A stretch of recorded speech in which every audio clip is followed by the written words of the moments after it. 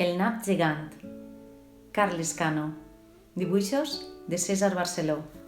Andana Editorial.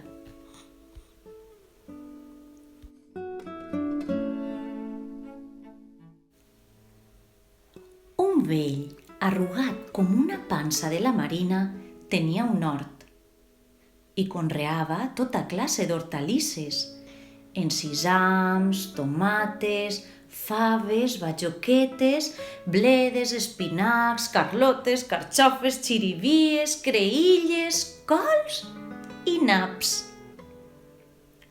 Les plantava, regava i cuidava amb molt d'amor i a totes els deia: «I ara creixeu i feu-vos ben grosses».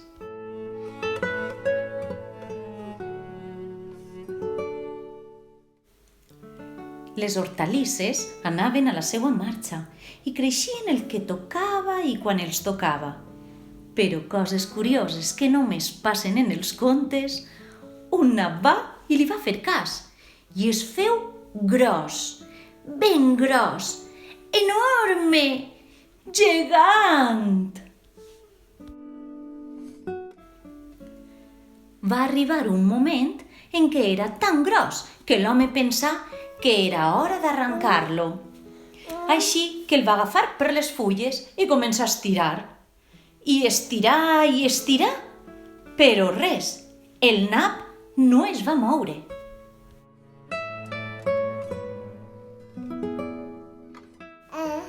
Aleshores va cridar la seva dona, que era tan velleta com ell.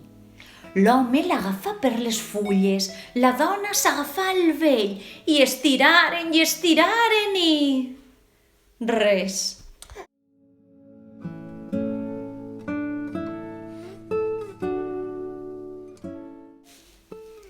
La vaca pastava a prop, despreocupada, i aleshores la dona la va cridar i la vaca s'hi acostà, movent la cua i espantant les mosques.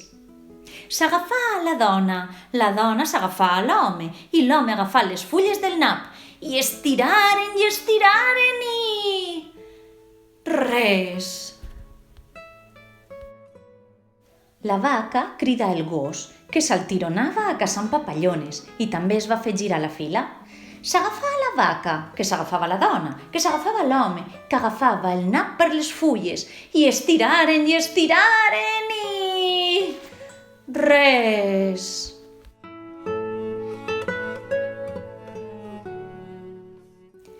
El gos lladrà 2 voltes. Buf, buf, buf, buf, cridant el gat.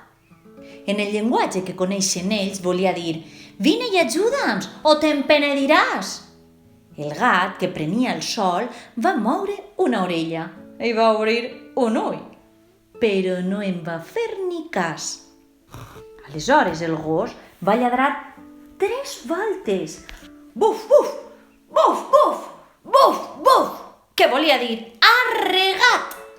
I en 2 bots es plantà en la filera i s'arrapà el gos, que estirava la vaca, que estirava la dona, que estirava l'home, que estirava el nap per les fulles i estiraren i... res.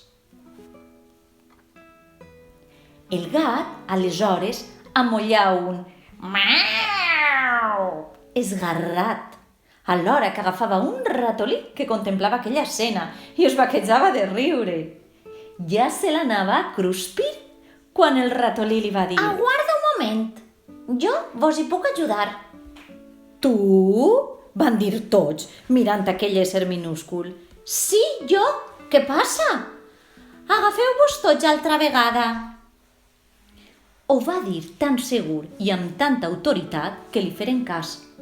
Provar no costava gens. I quan ja estaven ben agafats, el gat al gos, el gos a la vaca a la dona a l'home i l'home al nap per les fulles, el ratolí li va pegar un mos a la cua del gat. El gat es va rapar tan fort al gos que el gos mossegà el llom de la vaca posà les ungles amb tanta energia damunt la dona que un poc més i la fa caure. I la dona s'agafà amb tanta força a la faixa de l'home que el va fer caure de cul, però l'home tenia les fulles agafades tan fermament que Pom!